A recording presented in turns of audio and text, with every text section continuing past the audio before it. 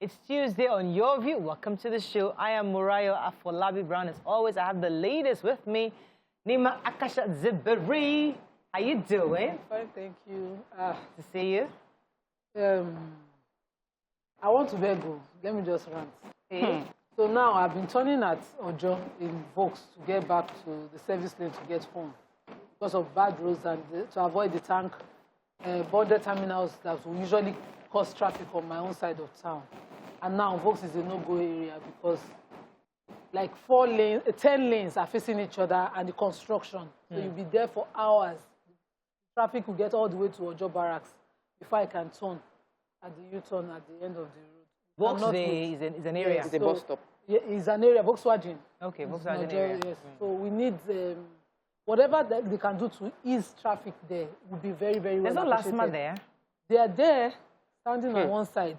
Then we have the people who have bought uniform for themselves, also assisting. Those ones I have to pay every time. I don't mind paying, but I don't want to be sitting in that traffic because of robbery on that road again. Yeah. So please, they should assist us, ameliorate the road, and as much as possible, create ways for those going straight. So we are not just all sitting in traffic and always getting robbed. So it's the same for those coming from Badagry and that Volkswagen.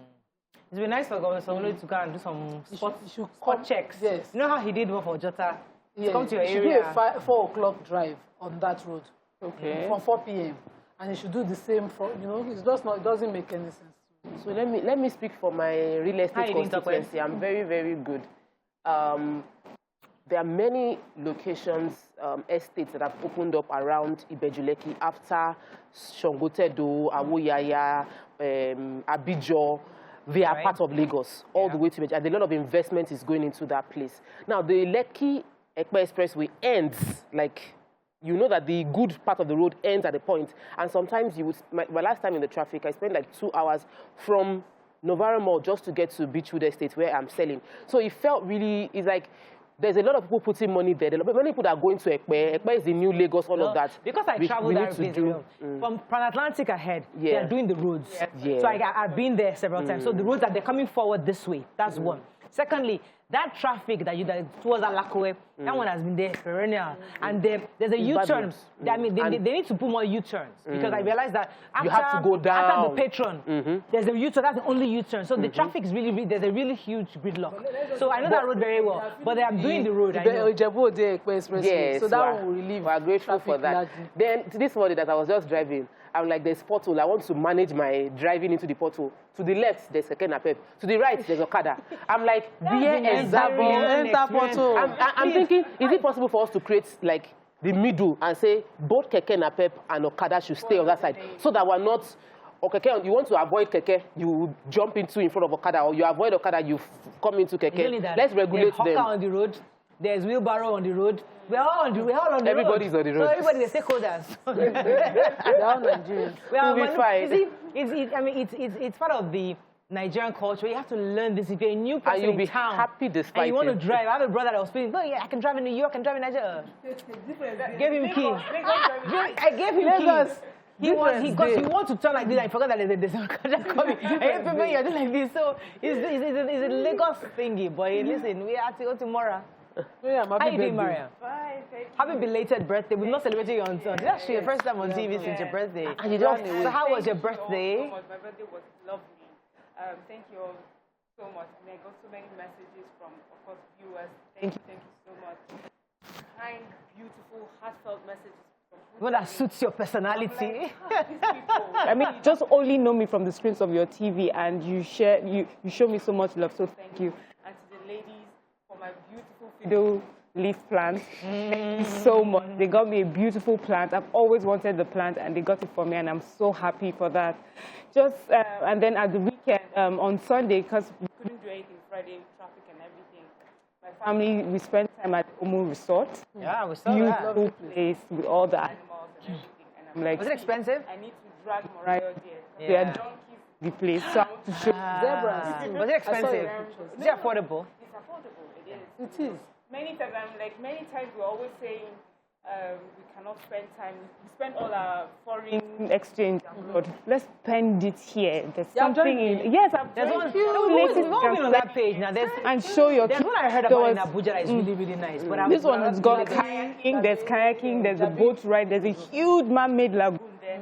So this beautiful. A lot of us do. Boat ride. Then the funniest one was all the amusement park ride. Cried like a baby. Oh, you went on it? I was like, get her down. My mom is crying. Get her down. I was so scared. I was like, now I've always said I'm scared of heights. Now I know for sure. Don't try to. All right, let's go on a break. When we come back, move on to the front pages of the papers. Stay with us. We'll be right back.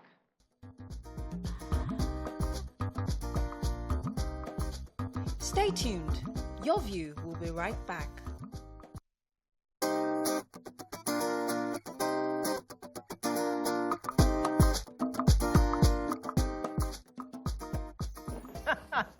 I love this girl. Right, we're back. We're going to move on to the paper review. Let's start with The Nation. I think I'm awake now, right? You drank coffee. INEC job. Hope dims for nominees. Onoche and Adam. Media don't want to be regulated, says Gbajabiamila. PDP urges court to sack Zamfara governor. Abducted emir of Kajuru freed.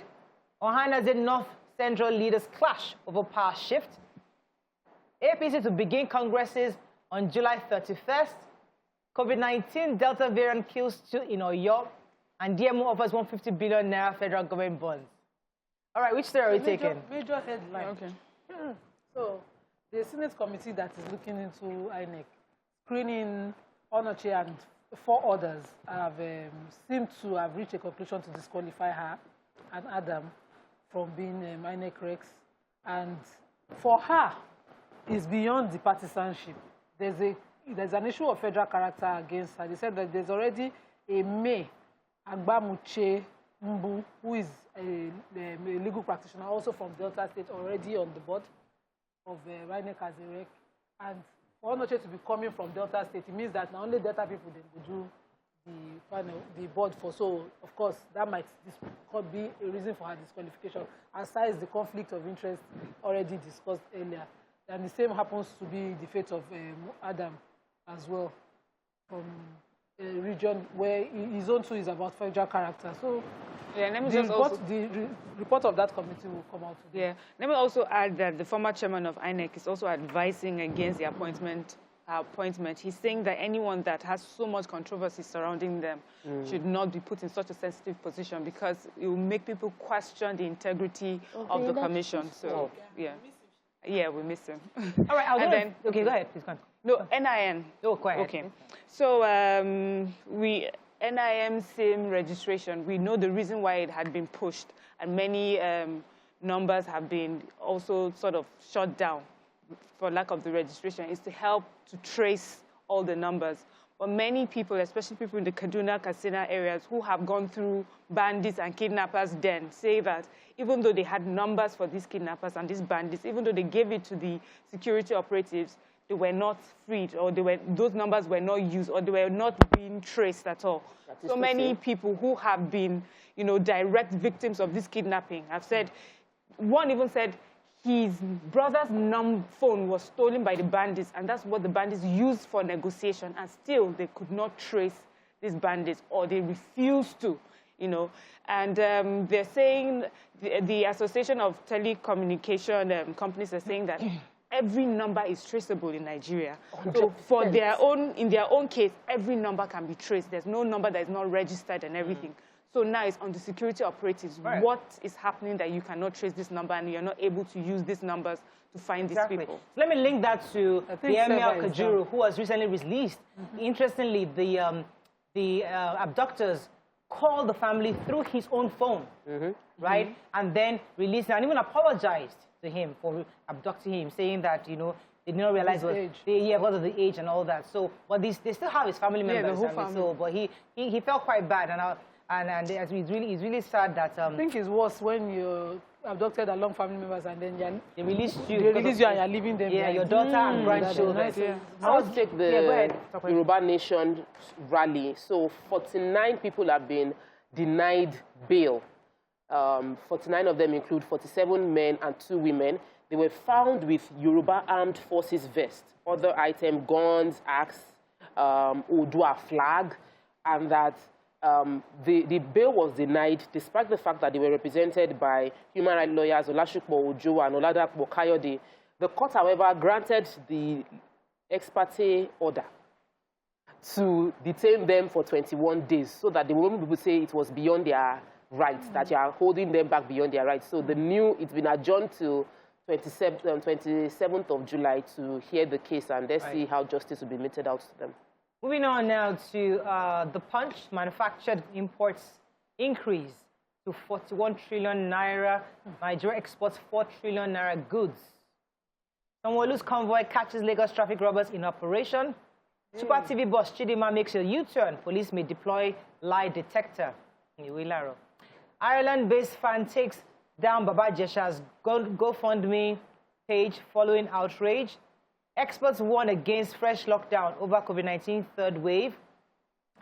Southwest governors demand state-controlled minimum wage, stamp duty, and prisons. Bandits expose SIM and NIN linkage failure. Police can't track gunmen. Okay, let's take the major headline. Picture story. Oh, the major headline. Governor. So I wanted to quickly take, let me just, it will be brief. So the chief press secretary to the governor released pictures of the governor arresting some hoodlums who were supposed to be traffic robbers yesterday at Ojota, and that's, took over they arrested them. Social media. Yes, he did. And they were able to save, because they were at the point of robbing somebody, dragging him out of his car. Wow. And the convoy of the governor drove into that, and they abated the situation.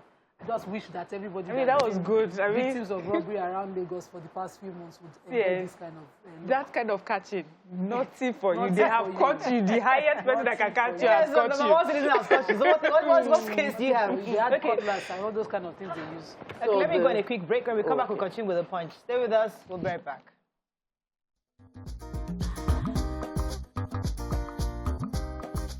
Stay tuned. Your View will be right back.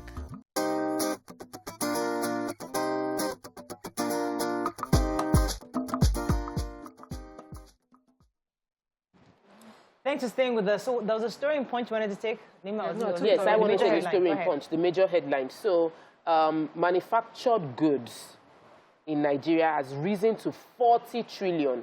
We've spent 40.9 trillion on manufactured finished products, while what we have exported is barely 4 trillion goods being exported from Nigeria. And this is from the Nigeria Bureau of Statistics Foreign Trade Report, covering the period of 2017 to 2021.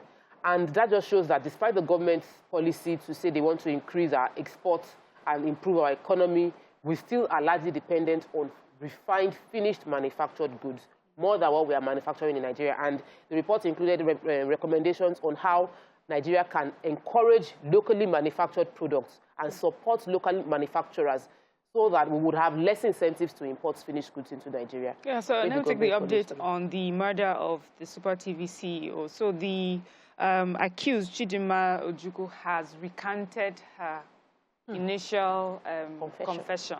She said she actually wasn't there when he was killed. She said she had gone out to get something. He locked the door on her way out, and then when she came in, she kept knocking on the door. He didn't open, but she realized the door was open. She opened it, and she found him, found the whole place scattered, and she found him dead. And there was blood everywhere. And that she just, packed up his things, his wallet and everything that she took, put it in her bag. And as she was about to leave, she noticed that there was blood that had stained her body. She took that, changed her outfit, and she left. And she didn't say anything because she knew she should have been accused for the death, but that's how she saw him. His cousin, who had also said he had was able to view his body in the mortuary, said that even when he saw the state in which his cousin was in, he did not believe that that girl did this by herself. It was that he was tied, his neck and his hands and legs, and the stabs were a lot more than the 2 stabs she said to his neck, that there were stabs that were so deep that there were holes in his body that there's no way he knows his cousin and he's seen the girl, that not even under the influence of drugs could she have been able to do that by herself. So the police is saying that, well, this is a trait of an active criminal because she confessed the first time, she confessed the second time, we have her recorded, and this is just someone maybe coaching her to say what she's saying. And there's going to be a lie detector test to find out if she's telling the truth. I was going to take a story from Southwest governors. So Southwest governors met with the Southwest caucus in the National Assembly concerning the constitutional review. And they made some demands. They're saying that they want the federal government's removal of the federal government's exclusive control of the national minimum wage and stamp duty collection, as well as decentralization of the prisons and police structures. They also said they want a removal of gender from the Constitution. And that was pretty interesting. And they specifically said they wanted to empower the House of Assemblies to be able to establish recruit structure and operational control of the police and be able to be the one to provide laws and recruit into the state police council should be able to recruit into the police. Interesting recommendations from the Southwest governors to the caucus and the National Assembly. Okay, moving on now to Daily Sun very quickly. 2023, Northern Elders, okay, Southeast and Northeast, North Central. Nnamdi Kanu's trial, FG welcomes Ohanese's monitoring team. COVID-19, Sanwo-Olu charges immigration to watch travelers. Cooking gas price rises by 22.2%. Again, National Assembly complex flooded after downpour. Nigeria's democracy better off with free press, says Governor Fayemi. All right, let me just take the downpour because it's just a two-sentence story. It's just saying that yesterday there was a heavy downpour and the National Assembly roof leaked again. We remember last month it was leaking and they said it was a blockage on the roof. And they just gave us all the information. The rest of the information is why it has happened, the 37 million that was allocated for the renovation, and that's all. So it's still leaking. Yes, so cooking gas, efforts by the federal government to deepen the use of liquefied petroleum gas, popularly called cooking gas, through the national LPG expansion and implementation appears to have suffered a setback because the commodity has risen to about 22.2%. And concerned people are expressing that the price of the 12.5 kg cylinder might go up to 10,000. I booked already for a layer cooking. It was 5,500. This is not the same as the price at filling station because it's still at 400 naira per kilogram. And I think the total amount for a 12.5 kg from filling station will be 4,800. But we don't know how come it doesn't last long, so it's always better to buy from the other people. All right, so the Attorney General of the Federation, Malami, welcomed the legal team headed by the apex Igbo body, Ohanese Ndigbo, and he said that the fact that they came was a demonstration of their recognition of the belonging to Nigeria and succumbing to the rule of law, which maintaining the stance that they were not adverse to the trial of Nnamdi Kanu. So they're going to be there to monitor the trial, which starts on July 26th, and ensure that he gets a fair hearing. Major headline, the Northern Elders Forum. Northern Leaders, there are many forums nowadays, so we have to be careful which quote it appropriately. The Northern Leaders under North Central People's Forum. So the North Central People's Forum has come out under Khalil, the head of this, the General Secretary, Khalil Bolaji, said that the North Central has suffered because it's not really captured in the Constitution and that many of the appointments come from the Northeast and almost none come from North Central, and that those that are saying Southeastern, the South should get presidency, that they would say they're trying to heat up the polity. They would not support anybody except people from the North Central because it's time for the North Central to get the presidency as well. Okay, moving on quickly to Vanguard. Southwest leaders cry foul as Mieti alleges governors hiding Igboho. Power rotation deal exists. Ohanese ADF tell Governor Bello. Jega asked Buhari to withdraw Onoche's nomination as INEC commissioner. We can't guarantee peace, security in Niger Delta if equity share isn't 10%. Says, from 3% to 5%, 10%. Oh, wow. 2,371 people abducted in first half of 2021, and I will never be part of any bill to gag the Nigerian press. Okay, which story? Major headline. So the spokesperson for Mieti Allah, Saleh Al-Hassan, in an interview talked about Igbo's arrest, saying that the DSS did not act on time. They raided his house late, and that, you know, it is in his best interest to come out, that he believes that the governors of the Southwest are hiding Igboho. I think that Mietiala, being a tribal affiliate, social, whatever group, should stay out of criminal prosecution and trials of government, because we don't want to further provoke tribes across board. We remember when Mietiala gave an ultimatum to Southerners to leave the North, and Southerners were clamoring that the people who made that ultimatum were arrested, but nothing happened. So they should remember their past and they should just, in fact, shush on this matter. Let the government do what is right. All right, let's take another story. I was going to take the media because of time. The Speaker of the House was saying that he would never be part of any bill to gag the press. And this was speaking against yesterday's, I would say maybe gang up from the media against the bill, the Press Council bill, which is being debated at the National Assembly right now. All the media, major media stations, houses yesterday, put it on the front page of the newspapers saying that, speaking against, obviously, the passage. So another Senator Adegboyega Bashiru, described the campaign by the media against the bill as a blackmail. According to him, there is nowhere in the world where freedom of expression is absolute. Freedom of expression is limited to the extent that which it does not, that it does not affect the other person's freedom. Freedom of expression is not absolute, and that is made abundantly clear in our Constitution itself, so that your own law, your own freedom stops where mine starts. So rights stops. So the same was of the Speaker when he spoke at an event yesterday, where, you know, he cautioned journalists, saying nobody wants to be regulated in this country, and that it is the business of government to regulate. Well, I think this bill is sort of on a particular group. This bill gives power to the Minister for Information to license and punish or, you know, or address issues by media houses. I think putting it on a person when we have court systems doesn't make sense. We have laws on libel and slander already. And don't put the entire power on a particular office, an appointee of the government. So they are government. They should balance these things. Okay, we have to run. Unfortunately, we don't have any more serious stories to take. Let's run. We run out of time, unfortunately. Okay.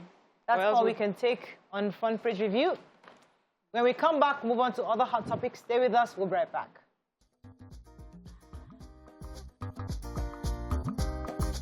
Stay tuned.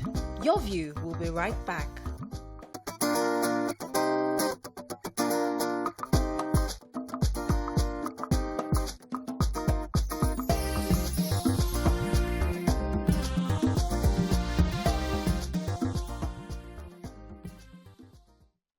Thanks for staying with us. So, COVID-19.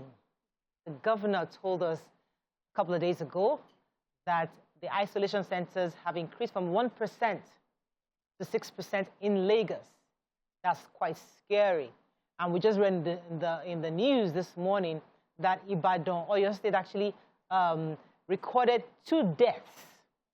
They have 1 person who is in critical condition, and they've contact traced to find others who this person has been in contact with.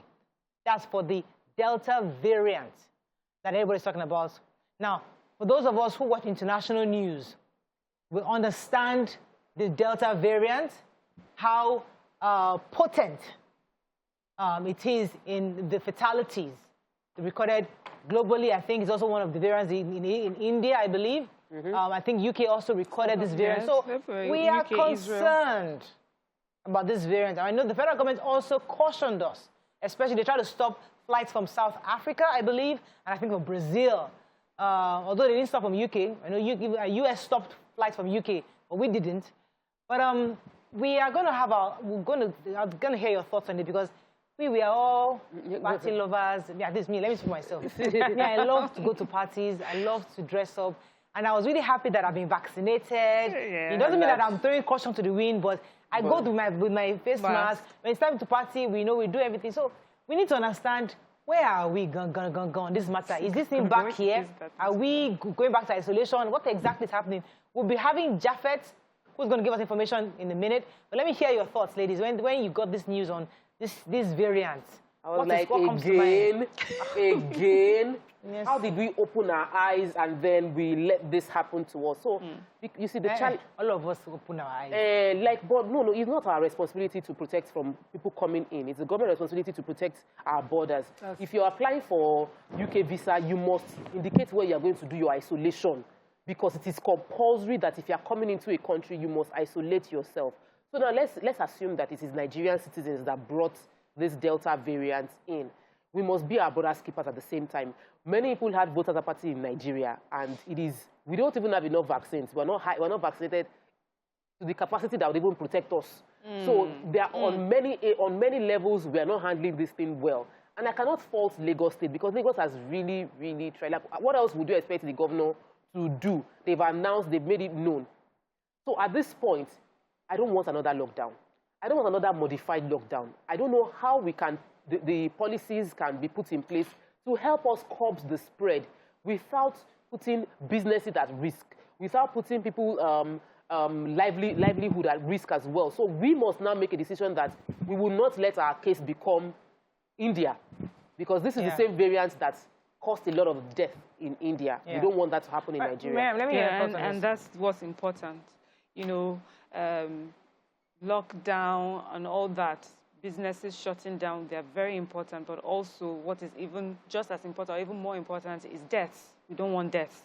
And if there's anything we need to know about this variant quickly, and so that we can start to incorporate it in our lifestyle, we need to know about it soon. I heard that some of the symptoms are headaches, sore throat, and runny nose, and that you may or may not have that loss of smell and taste. You know, that was with the other one. That was one thing you could say, okay, maybe I have it, and then you take yourself out of public. But now we have people just going everywhere. We're back in work. Our children are back in school, and that's what scares me the most. That our children are. I know that it says somehow that maybe children have like a better or greater immunity, but we've heard in some cases where some children have been affected and have died. So we need to put into place, you know, things that that will protect us from spreading this further and endangering our lives. Nima. Well, you know, we had to respond to this first one that we were dealing with. We had to quickly create isolation centers, beef up hospitals, and we couldn't see the demand for oxygen and all of those things. So I pray, may we not see what happened in India ever in our lives. But what is most painful, Nima, is the irresponsibility on our parts. The government. We are going there. Thank you. I'm going there. Because I noticed that a week ago, in fact, for the past month, kids below 10 had a particular same symptom across board. Yes. The mother and child hospital that I would take my children, I got there, the car park was full to the brim.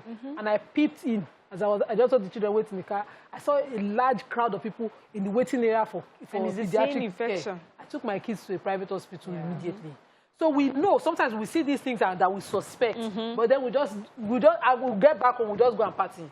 Or go out, sorry. We just go and, you know, go back to our regular lives as if nothing. And then we have Nigerians for no business economic reason booking flights and traveling and acting like everywhere is fine. When we have Brazil, we have India, UK, sir. We have South Africa. We see these things. We go to those countries and we come back as if nothing, and then we come and blame government. Yes. If it is not extremely important, sit down for your house.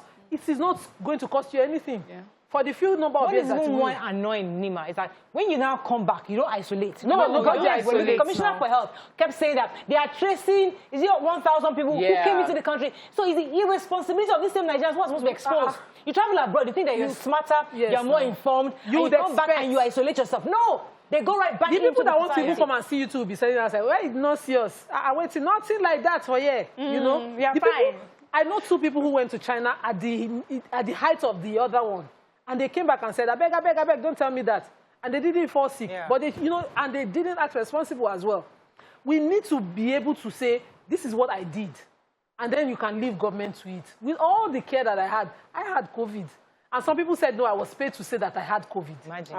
Oh, yes. Yeah, the messages are still on my DM. People attacked and said, Nima is saying she has COVID. She was paid for it. I wonder how much somebody will pay me for such a thing. That.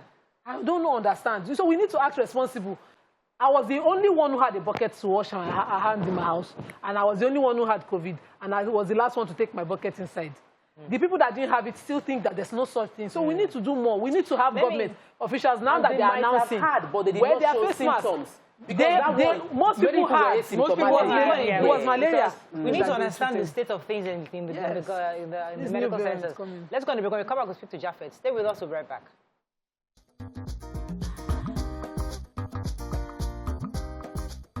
Stay tuned. Your View will be right back.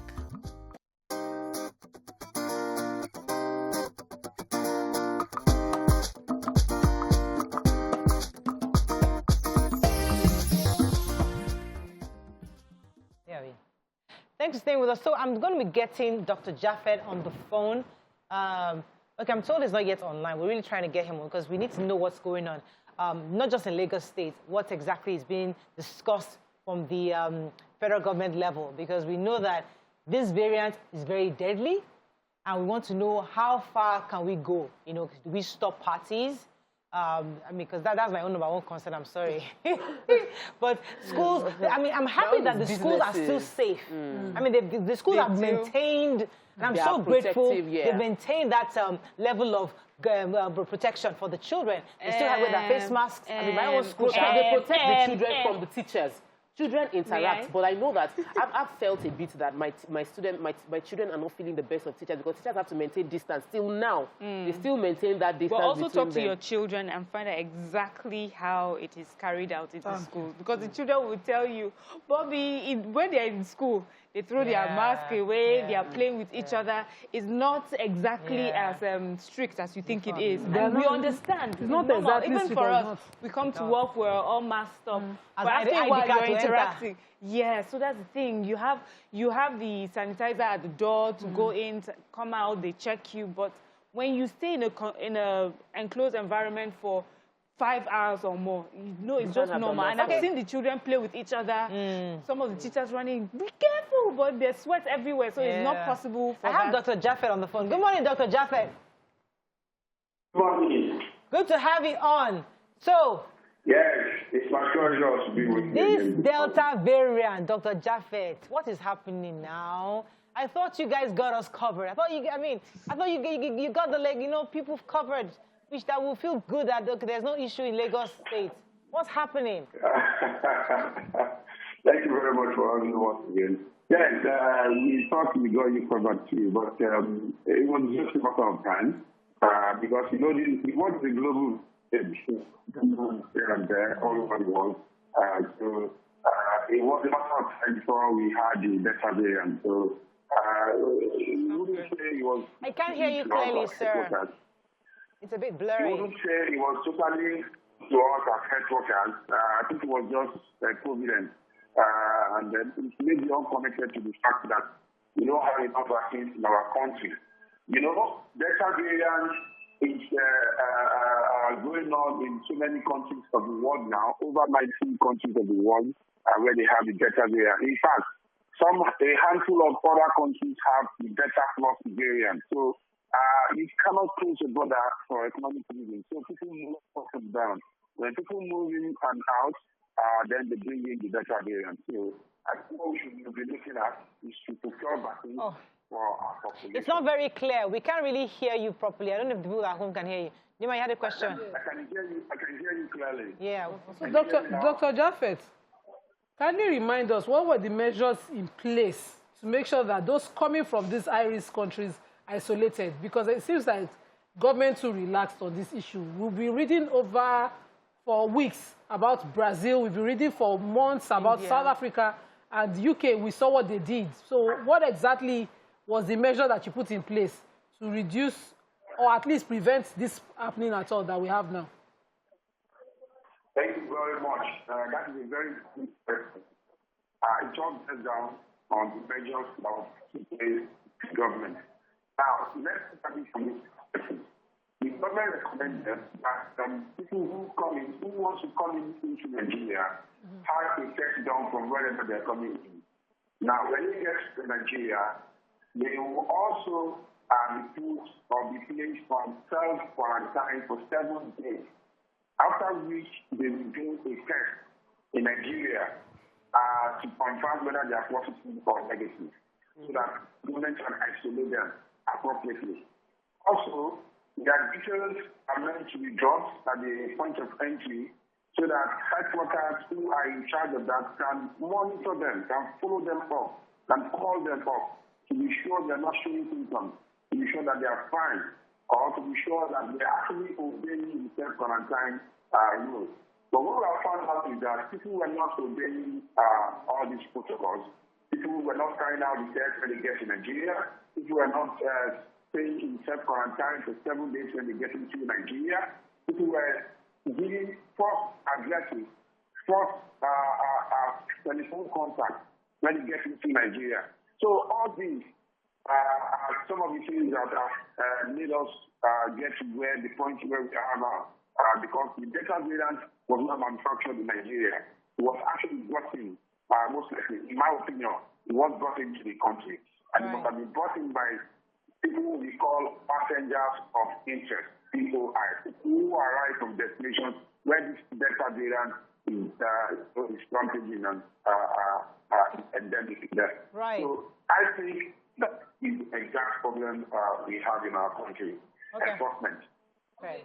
Dr. Jaffer, there are a few things we just would like for you to help us clarify, some myths. You know, many of us have gotten our vaccines, we are fully vaccinated, but we're hearing that, no, this particular one that you have, this specific one for Nigeria, it does not work against this Delta variant. That's one. Secondly, they say that the efficacy drops after a while. So even though you've taken it, after a while, you find yourself even more susceptible to this variant, like someone who's never had the vaccine before. I think there was one more, but those are the two I remember, yes. Well, first of all, the vaccine is actually safe and important against the Delta variant or even the previous variant. So people who have had their shots are protected against the Delta variant. Now, the caveat is that people who have had their 2 shots may have the virus, but they will not develop the disease. They will not have a bad disease from the virus. So all this information, all those stories are unfounded. There is no medical research to support them. But we know that so many of us have not been vaccinated in our country. Just about less than 2% of our population has been vaccinated. Far less have received the second jab. So we need to take precautions. So it's unfounded that the Delta variant virulent against the vaccines. The vaccines we are taking in Nigeria is one of the vaccines that is taken in the UK and even in the US. It's one of the 4 vaccines that have been taken in the UK and the US. And it is a good vaccine. It protects against the Delta variant. But people who are taking the 2 doses can still have the infection from the Delta variant. But it may not just make them fall so terribly ill, unlike people who have not taken the vaccine. Okay. So we have 2 questions on Facebook. First, Adegboyega is saying fully vaccinated people were among the deaths recorded in the UK. And the UK has largely completed vaccinations and is advising us to be careful, saying that the UK says they should expect 200 deaths daily. Then Andrew in StarTimes says that the Delta variant goes for young people below 20. Is this correct? Well, there is a data that shows that 99.9% of those who have died from COVID-19 are those who have not received either 1 dose or 2 shots of any vaccine at all. So that speaks volume to the fact that the vaccine actually reduces the mobility and reduces mortality, reduces sickness from everything, mortality is death. So the vaccine reduces the number of people that die from the virus, the number of people that are being hospitalized from the virus. Yes, the Delta variant, we are not sure if they are more virulent in less than 20 or above 20. But we know, we are sure that the Delta variant is more virulent than the previous variant. Thank you, Dr. Jaffer. We have to wrap up with you now, but I think we'll be talking to you pretty often now that we have this condition, and we're going to keep getting updates from you. Thank you very much for joining us on the show. We're going to go on a break. When we come back, we move on to other topics. Stay with us. We'll be right back.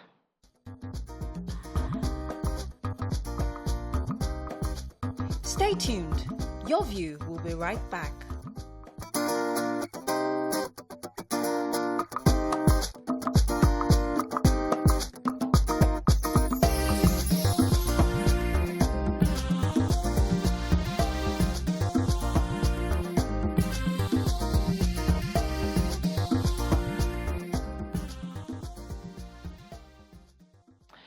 Thanks for staying with us, joining us to speak on emergency response, especially in Lagos, and what is expected from the people during emergency situations and many more is the Director General, Lagos State Emergency Management Agency, LASEMA. We have with us Dr. Femi Osoitolu. Welcome to the show. Good morning. Good to have you. You can call us on 081-270-53687, 091-930-76948. You can also send us messages on YouTube and Facebook. We would like to hear your messages. So, in fact, first of all, my first question to you, where is Charlie?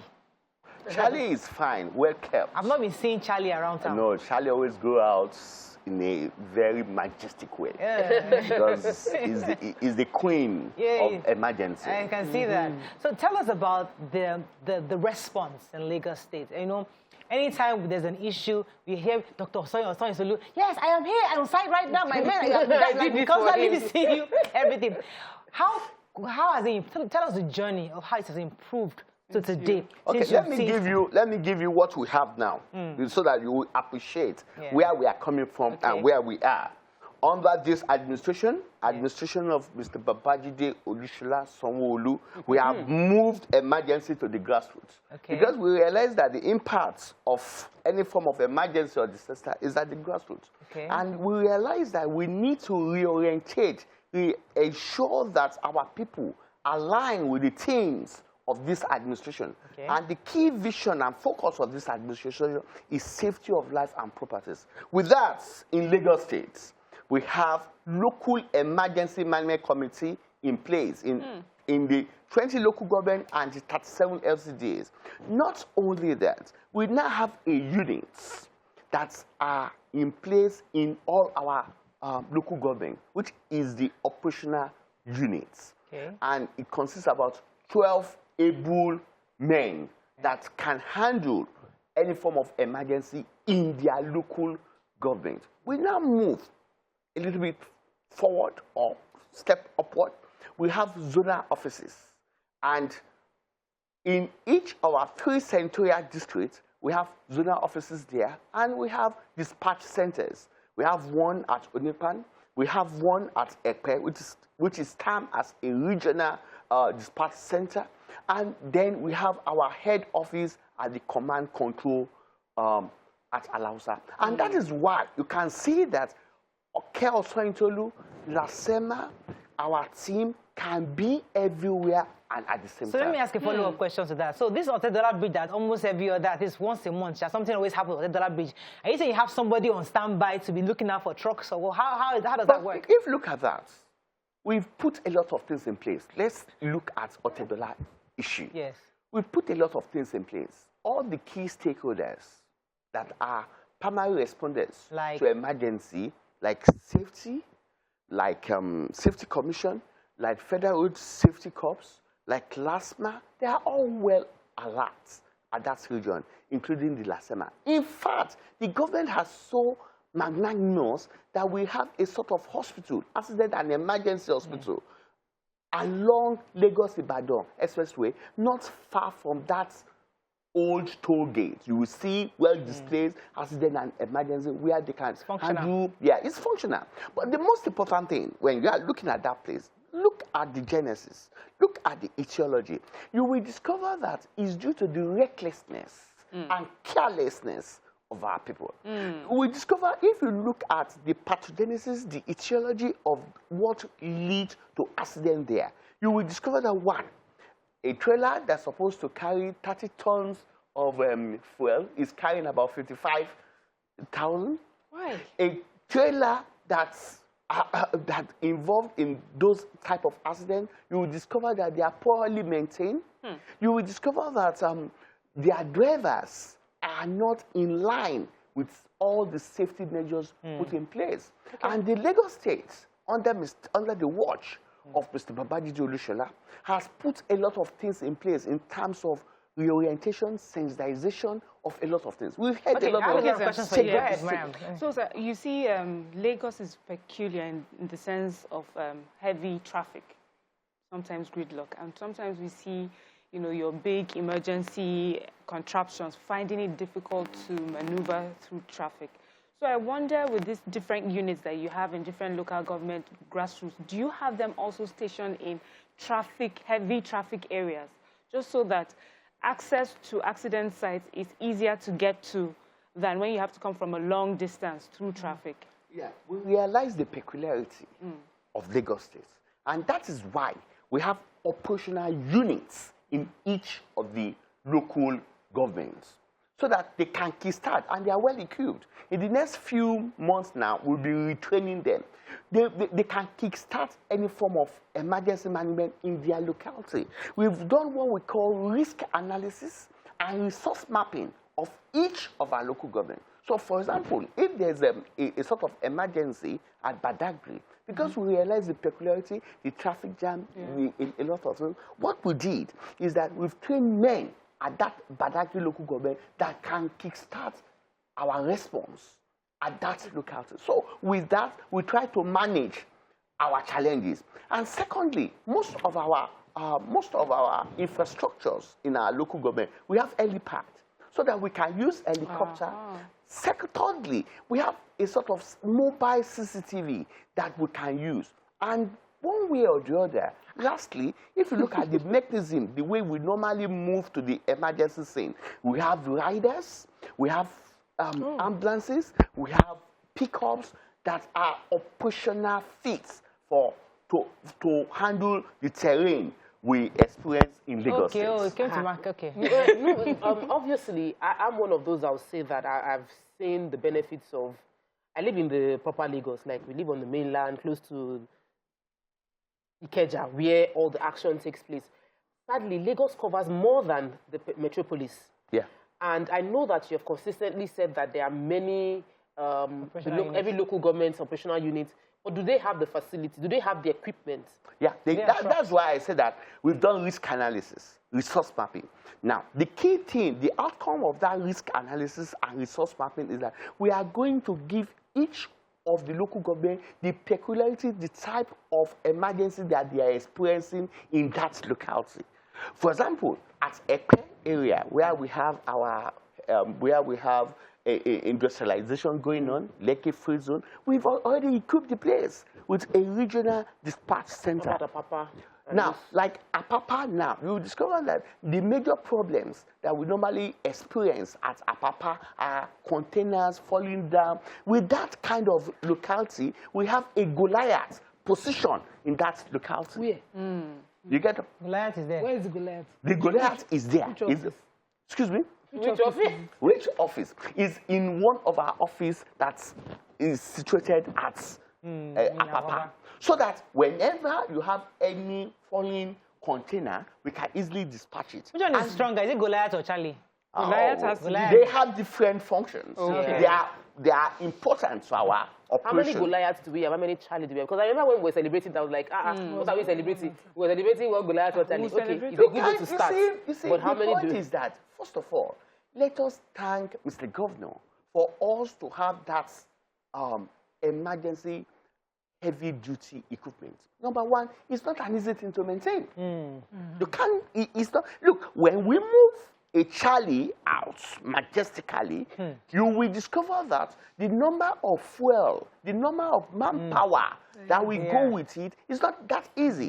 When you see, the expenditure that the governments always pay when we move the Charlie out is enormous. It's close to millions of naira. Because you have to fuel it, it has its counterweight. It has to be moved with. It has to be moved with dispatch rider carrying the weight.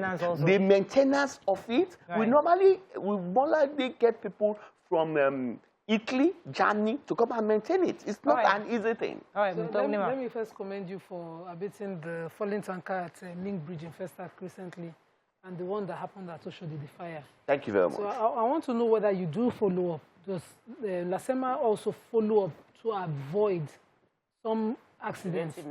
Because for Oshodi, since the fire happened, what you simply did, what the government did was cordon off inwards the airport from Oshodi-Apapa Expressway. And I've not seen any work happening. I just see a particular, what would I call it? There's a barricade just at the point of, and we always drive under that bridge. if the government is afraid that something will go wrong if people use the bridge, what about those of us going under the bridge every time? That's just on the side worry. Then you said the peculiarities of Apapa. There are situations that you have in Apapa happening consistently in Amu-Odofin without any recourse. We have falling tankers. We have Nupeng operating in the tank farms. We have the bonded terminals blocking the whole of Old Ojo Road, and they have the accidents and all of that. We have seen a particular bonded terminal respond to us because with their own private machines. What exactly do you do to partner these people and sensitize them on the ways that they use public property to reduce accidents? Do you do your health service week and all of that? Yeah, you see, when you are talking about LASEMA is the coordinating agency of all the first responders. And when you count them, they're about 15 in number. We have the safety, we have the fire services, we have the LASMA, we have the federal safety. We all have our roles and responsibility, and we work together. So when any form of emergency, there's a lot of follow-up. And we normally have quarterly stakeholders meetings that we normally discuss our challenges. And that is why you can see that our response to any form of emergency in Lagos State is always swift-front and effective, because we normally learn and we realize that emergency is different from one another. You can't say that, oh, because you handle one emergency today, it's going to be the same thing about the next one. They are different entirely, and you have to handle it professionally.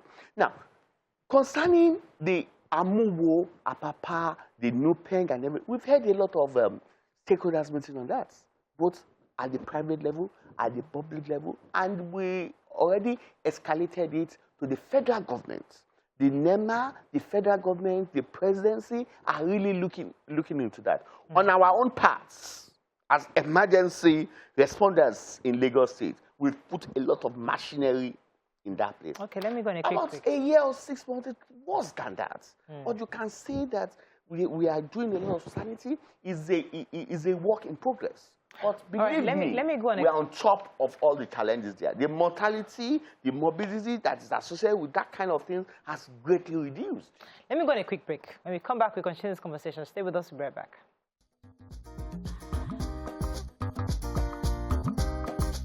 Stay tuned. Your View will be right back.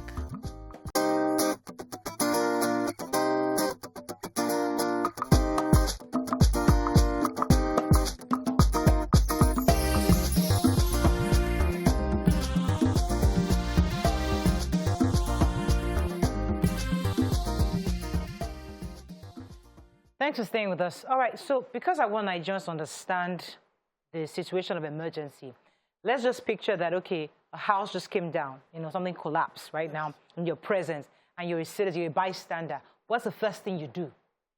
Well, the first thing you do is that you keep away and you call 112 or 767. Okay. That's something that comes to your mind. 112. And when 112 gets called, what's the next step? What happens? You see, when they call 112, 767, immediately we pick it up. We define the kind of emergency. Then we inform our units that are on the ground in that place. Oh, go to so street. This is what is happening. And immediately when they get there, they will inform us back. They will give us what we call situation report about the situation that is on the ground at that scene. So with that, we will be able to know what we are going to dispatch to that place, the kind of instruments that we are going to use, the kind of what is going on. For example, let's look at a 3- or 4-story building collapse. And we have people trapped inside there. Let's say about 10 or 20, you don't know the numbers. You call us on our emergency number, we activate our network, and that's local government. They will move in there. They will secure the place. We will now move a step forward, call all our key stakeholders, the fire services, the police, everybody will move in there. So with that, we started defining what is going on there. So by the time they secure the place, we send in our zonal something, because as we are radioing all the key stakeholders, all the other zones are hearing what is going on. So they move in and define, oh, this is the kind of emergency in there. Then immediately we have a sort of incident command control chain in that place. The incident man is there telling us, giving us feedback that this is what is happening. Then we will know the type of instruments that we are going to use in that place. The zonal offices moving there. Now, it depends on the type of that emergency. If the emergency is of magnitude, there are a lot of people trapped in there. The super ego, who is the DG Lasema, we have to move there with all the key zonal offices. And that is why you will see us dispatching orders and using a lot of equipment there. And when we discover that we need more equipment, we will call where we have all our equipment base, which is at Kappa, which we call the Eagle Kappa base. And that's where we have our Charlie. That's why we have our Goliath. That's where we have sophisticated equipment. Then we will start dispatching them to that. And that is why that in Lagos State, under the watch, our operation is swift, prompt, effective, because it's under incident command control chain. And the beauty of it in Lagos State is that we always record what we are doing. And as we are doing it, we have CCTV in our command control Alausa, so that when we finish doing it, we will play it back. We will know our lapses. We will know how we need to improve on it. And that is why you will always see that our outcome, our operation is always different from one another. Okay, sir. Talking about recording, some months back, there was this recording of Lasema handling a particular emergency situation, and I was really and truly impressed because I normally see that one in movies. So this container fell along that stadium bridge, and it fell on a car, and the driver of the car was still in the seat. But Lasema was there, they were giving drip and everything while on ground. But I want to find out, for emergency situations, for those who find themselves eyewitnesses, bystanders, what is the best thing for them to do? You know, we used to have where they would try to drag people out. Yes. So what is the advice? The best thing that we keep, if you are not trained as an emergency responder, please keep away. The best thing you can do for us is to call that emergency number 112 or 767. If there's a fire, if there's a fire too, what you need to do, keep away from that place. Call the 112 767.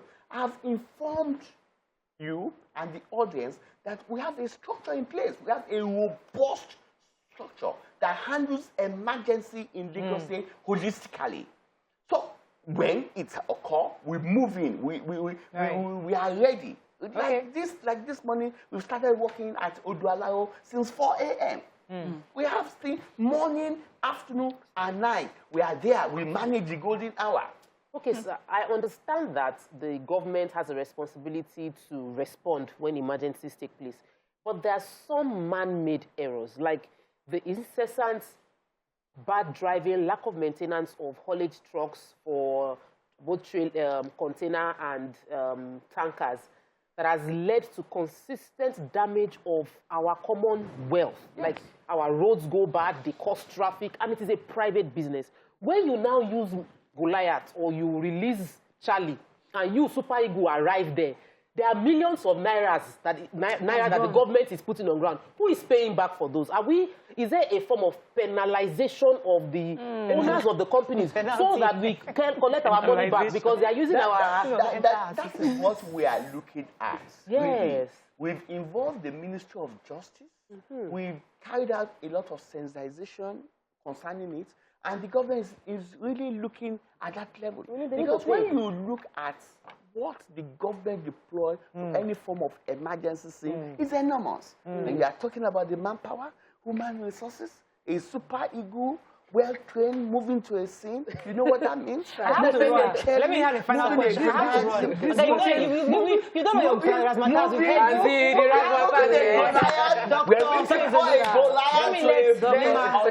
To a place. You know what that means? We know. It's a lot. So we've started. Final question. Dr. Soitolu, Satellite Town Residents Forum, they are not happy with you. So there's a falling tanker at Adegboyega, Mumunadio, since Sunday night. They must have called this past Sunday, Nijetai. They have called 112-767, and it's still there. I have a picture right now from the President Satellite Town Forum. Right now. Okay, So what happened? What happened? No, your gra. Let's not gra. Let's look at what's happened at that place. Number one, when the incident occurred, fortunately, I was aware of that incident. Okay. We deploy our team there. You know what happened?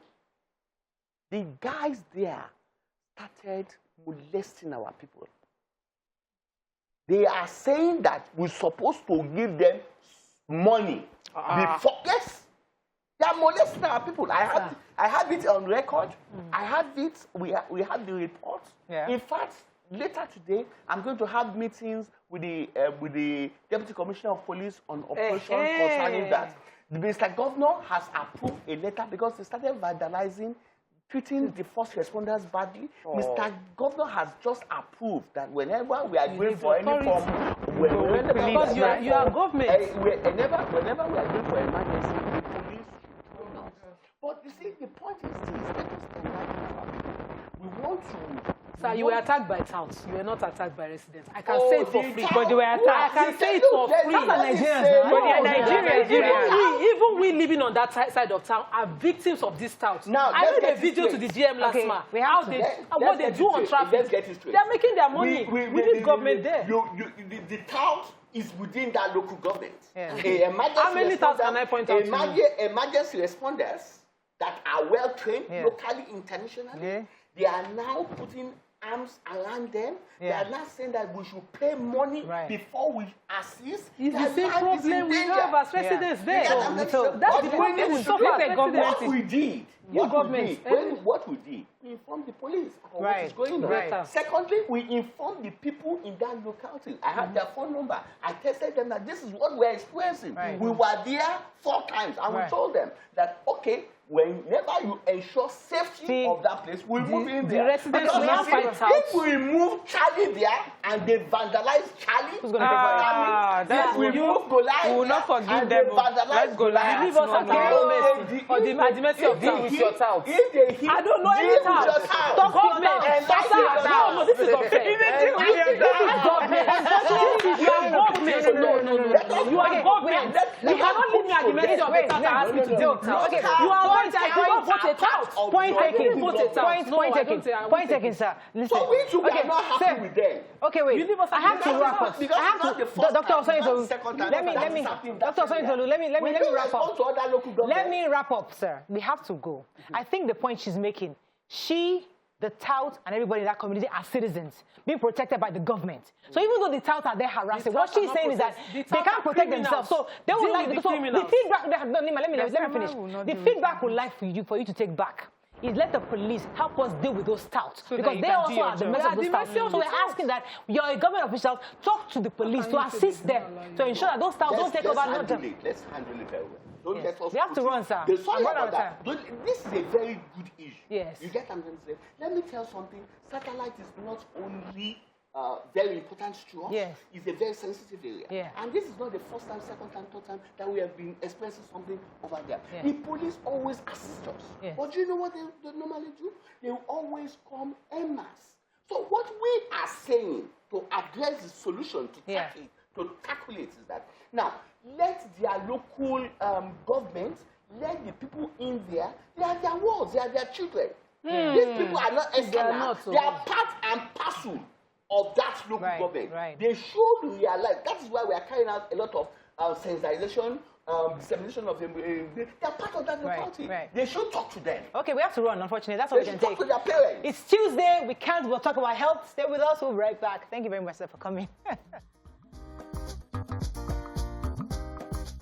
Stay tuned. Your View will be right back.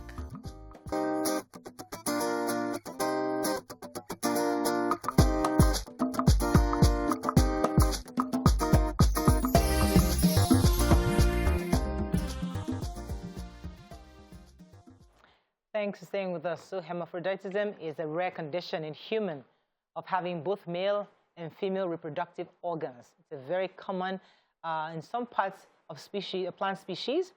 Join us on this segment is a patient with this disorder of sexual development to discuss his lifestyle, relationship, work, and all. His name is James Johnson, formerly known as Iyabo Ajibade. Welcome to the show, sir. Iyabo Ajibade. Good morning. Yes, Iyabo Ajibade, thanks for joining us. Yes, and now we also have a professor, consultant, obstetrician, and gynecologist at the University of Ilorin and the teaching hospital to take us through the causes of this rare occurrence. Good morning, sir. Are you there? We have Professor... Good morning, presenter. I'm here. Professor Fawale, welcome to the show, sir. Thank you. So, sir, let me start with the professor. Many Nigerians, it's popularly called, this condition is probably called an intersex. Could you tell us what causes this disorder that happens? And how is it medically, can something medically be done for somebody to choose a sex, or is it something that can be stopped at birth? Right. Thank you very much for that. Intersex means the person possesses both male and female sexual organs or sexual characteristics. Either way, it is determined at the time of conception. Nobody has any control over it. Naturally, the mother will present chromosomes that are XX, and the father will produce chromosomes that are XY. XY from father, XX from mother. If one X from the father and one X from the mother join and form a baby, baby naturally will be born a girl. X from the mother and Y from the father join together, baby will be formed as a boy. However, in between both of them, something happens, we don't know why, it just occurs. And variations then occur that make a transition between male and female difficult, like what we can say. It's a difficult thing to know. There's no cause. It's just one that occurs like a natural occurrence. Right. And because you see the child at birth, and whatever you see between the legs, you say, oh, congratulations, you have a boy. Unless you have a girl. That is what is formed at that time. And that is what determines that. You cannot determine the sex of your child. You cannot determine the sex of anybody. It is determined as a natural occurrence. That is where God is bigger than all of us. Right. Okay, go ahead. So the challenge is, I'm sure someone's watching and has probably never heard of this before and is wondering, how can we deal with this when we confront it? As a society, we demonize what we don't know. We worship it or call it a spiritual thing. I would like you to help us address how do we deal with this situation. If a parent finds, if they find themselves facing this as their child, what are they supposed to do? How do they raise that child? Well, the best way to do it is at that time is that the child is reared at the sex, at the gender that is seen at birth. And many times it goes on like that until mother notices something when the child is peeing, or maybe when they are washing up the child later. And then they start asking questions. At that time, you should go back to the hospital and seek counsel, where tests will be offered. And when the tests then come out, the results will determine where the child is or what the child should be. Sometimes we leave them alone and say, good, let's continue until puberty. Puberty is when menstruation starts for the girl and when the boy starts to have a deep voice. We expect any of this to show in a particular person. Either way, what determines what happens is that point, then determines how to go. Sometimes the gender you are looking at as the sexual orientation is the one that is manifesting, in which case, look, let's just continue along that line.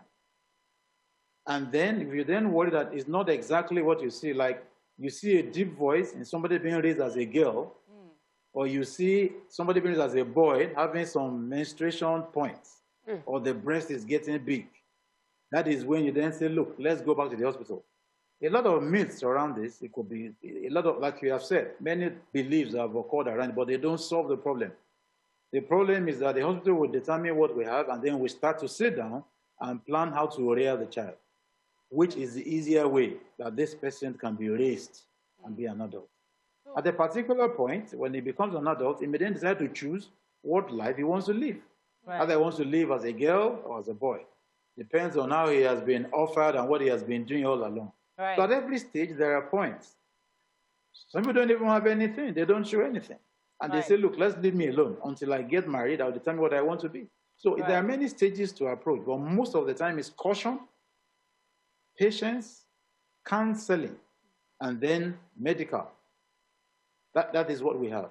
All right, let me at this point bring in James Johnson, formerly Iyabo Ajibade. James, are you there now? Yeah, I'm here. So based on what the doctor said, obviously you at some point decided to be James. You used to be Iyabo Ajibade. Yeah. At what point did you decide to choose a sex? At the age of 19. Okay. I went to US for my medical surgery back then in 2004-5, and I went for the correctional part of the surgery. And since then to date, I've not been able to finalize the surgery to enable me to be a full-blown man because I'm still in need of funds to enable me to carry out the final surgery. Though it hasn't been easy because I know what I've been through, just like what the doctor said, he's perfectly right. Everything he said is just what I'm passing through at the moment, of which all I need is just the support also to enable me to be a full, happy person in life. Okay. Life has been ups and downs, not that easy, not too friendly with me, since I decided to be who I am today, because one, my case was known to Nigeria back then in 1997 when I was with the Nigerian women national team, the Falcons of Nigeria. At the camp, my case was brought up to the Nigerian Football Federation. And since then, I think they only did the support of me to go and carry out the surgery to enable me to decide the organ I would want to be, either a male or female. Then the support will come from wherever way they want to. But since then to date, since I've been driven out of the national team, in the women national team, the Falcons, Nigerian Football Federation or Nigerian NFA as at that time, all neglected me to carry my faith by myself.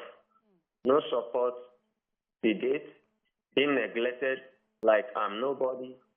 Even where I tried to manage my life myself, things weren't going well. Right. I've been driven out of the place due to the circumstance of being discrimination of a thing. Right. So I decided to carry my faith by myself today, whereby I'm still seeking for support from the whole world. Okay. To enable me to go on my life. Let me get a few more questions in. Go ahead, Nim. James, please, just so that Nigerians will understand exactly, what it is that, what your makeup is. Because many times when it comes to situations like this, it is shrouded in secrecy. Many people do not even know. They cannot identify. They may just look at someone and think, oh, this person may look a bit different from me. Could you explain to us exactly, like when you were growing up, what was it about you that did you feel like a girl? Did you feel confident like a girl? And then you found yourself in puberty at 19, wanting to be a boy. Could you explain that to Nigerians? Yes. I was born and brought up as a female. As time goes on, getting to know myself gradually to being in the world of football, and born and raised as a female, lived my whole life being as a female. While in school, I lived as a female. And after that, my normal way of life, I do every normal thing of a woman, like I wear women's gown, I wear women's skirts, and I put some wig on my head, weave my hair, live my normal pure life as a female. But at the same time, my whole doing in life as a person, I see myself like I'm doing things of more of a male. And at the same time, it's not that funny. So during the time I was called upon to represent Nigeria in the national team to play for Nigeria, with the female clubs I played with, I realized that mostly the things women are doing, I don't have them. I don't have the boobs, and I don't menstruate. I found out that I cannot continue living like this, and I'm raised as a female. It's so contradicting, whereby I cannot really say this is my real identity. So confusing. So from there, when I now got to the national team representing Nigeria was when I now realized I think it's the better way for me now to open up to Nigeria that this is my situation. Right. I don't think I can cope with it. Okay, let me get a few more questions in. Go ahead, Nima. So, how often does this happen? On a scale of 1 to 10, how often do you have a person turn out to be intersex? And for James now. Yeah. What exactly was the talk like around you growing up? Did you have family members, sort of suggesting, finding it difficult to accept what you were dealing with? I wanted to know, to see how your childhood was so that we can change mindsets. As in my childhood living, I actually be raising up as a female, being with the community in my environment those days. Many people find it difficult to believe that I'm a female. Some say I'm a female, some say I'm a male. So the thing is confusing to everybody, whereby you're having both sex organs and you don't really know yourself because the body was just too hard on me as a person. You really break me down in the sense that I cannot really think right for myself. All I'm thinking is I just have to read everything off me. Let me be a perfect person. I just want to live happy person. So I couldn't find it funny, whereby my family are only looking for a way out to get me out of the whole mess of what I'm passing through them. All right, let me come back to the prof. Nima had a question for the prof. Yes. How often does this happen on a scale of 1 to 10 in a child? And also, in addition to Nima's question, how often can this be detected from the womb or until the child comes out? As soon as I was giving birth to, that's when the case was found. Okay, Professor. And the doctor was like... Yeah. Professor, the question was for you, actually. Prof, are you there? Oh, yeah. Yes, we're asking. Nima wanted to know how often do we have this kind of disorder, and I wanted to know if it can be detected from the womb. Firstly, it is not a common condition. It occurs rarely. It cannot be detected from the womb. It can only be detected through observations, careful looking at the in between the legs of the child and watching the child grow every time until puberty. It doesn't show us anything. It has no illness part of it. It doesn't come with any other thing. It's just like Mr. Johnson said, it's a mental state that is just a big burden on them. And when you then notice the child not happy, we may then ask a few things about the personal issues. It cannot be prevented. It cannot be detected in the womb. No, it can't. So, Doctor, please, could you tell us how, I mean, listening to James now, I feel really sad because this sounds like someone that's not happy. Is there a way to raise a child as parents when the child is a baby, when you give birth to this baby and is growing up? Is there a way to raise this child to be a happy child, to be wholesome, until the person now gets to an age where they can decide to make the change that they, prefer to choose? Is there a way, are there things that we need to do as parents, as friends, as schools, as community to help raise a child like this to be happy? Yeah, well, the major thing for them is the emotional burden they have. Firstly, the parents always love their child. So every mother, father will love the child and raise the child, hopefully within the premise of the house in a happy environment. Or the child has to worry, has to move out, relate with friends and community, and that is where the issue comes from. Our community is very, very open. We ask questions and we're inquisitive. We notice the child not looking well, we say this and that. The best way for it is to talk to the child quite often when they come back from playing or from school and all that, and ask what are the issues that happen. That may help the parents to go further and seek help with counselors, in the school, in the hospital, the community people. Okay. So that an understanding is a net that is made around the child, and the child will be happy all through. Thank you very much, Professor. Time when he decides, look, this is what I want to be. Right. Let me come to James. It's a big effort. Right. Or the parents are having a lot to play. Thank you very much, Professor. Let me come to James. Please forgive my ignorance. I mean, I am not very informed in this area. Help me. You mentioned something about your surgery. Surgery for what exactly? Is it to have the male organ inserted or removed, or to have, what exactly are you hoping surgery to do? I want to be clear, please.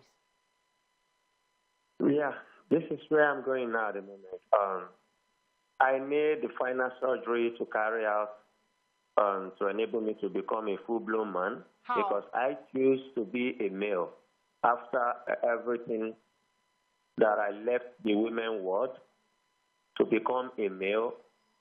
And since then, I've done 2 phases of the surgery, but I need the last 2 phases of the surgery to finalize everything to make me to become a full-blown man, because now I'm finding it difficult to be a father at the moment because I'm yet to round up the surgery.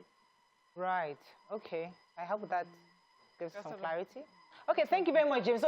So obviously, your final words towards the fact that you need some support in this surgery to help you to become a full-blown man, and we hope that the Nigerians are hearing today and can come to your aid for that. Well, thank you very much for sharing your story with us. Thank you also, Professor, for joining us this morning, Professor Fawole from the University of Ilorin. Thank you very much for joining us. Okay, that's all we can take on the show today. Thank you very much, ladies. Have a great day. We'll see you tomorrow. Bye for now.